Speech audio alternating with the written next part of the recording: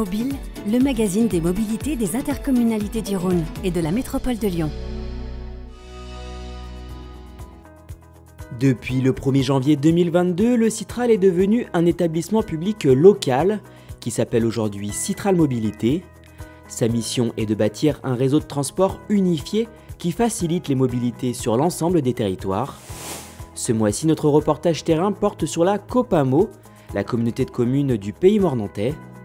Situé à 25 minutes de Lyon, ce territoire rural est composé de 11 communes où près de la moitié des habitants actifs se rendent quotidiennement sur la métropole et le plus souvent en voiture individuelle. Donc c'est un énorme flux, mais pour que les gens puissent avoir une vraie alternative à la voiture individuelle, il faut qu'il y ait une offre de transport en commun qui soit efficace et attractive. Et là, à partir de la rentrée 2023, on va avoir 2 fois plus de fréquences sur certaines lignes et aussi des temps de trajet qui sont réduits par 2. Puis dans un second temps, en octobre 2024, une ligne express, la 145X, sera créée afin de rejoindre directement le futur terminus du métro B à Saint-Genis-Laval.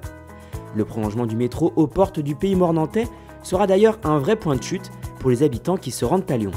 Puisque maintenant l'enjeu c'est de faire monter les gens dans les cars. Et donc on prévoit différentes campagnes de communication pour à la fois l'aspect pratique, savoir comment on fait pour acheter son titre de transport, comment on fait pour le recharger, quelle est la tarification, quels sont les horaires et aussi où se situent les arrêts.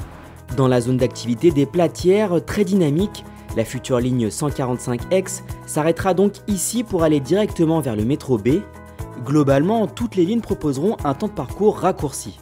C'est vrai que par exemple sur la ligne 114 entre Saint-Laurent-d'Agny et le nouveau terminus du métro B, on va mettre 30 minutes pour arriver donc, au métro B, alors qu'auparavant on mettait 1 heure voire 1h10.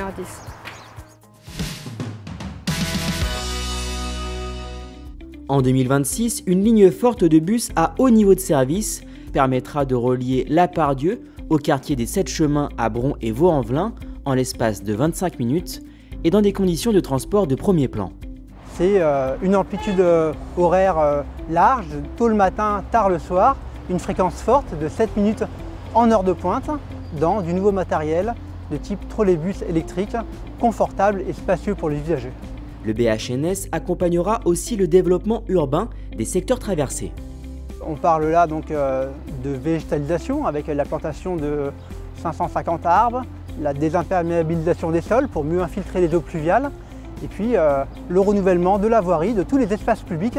La ligne prévoit à terme de transporter 25 000 voyageurs par jour dès 2026.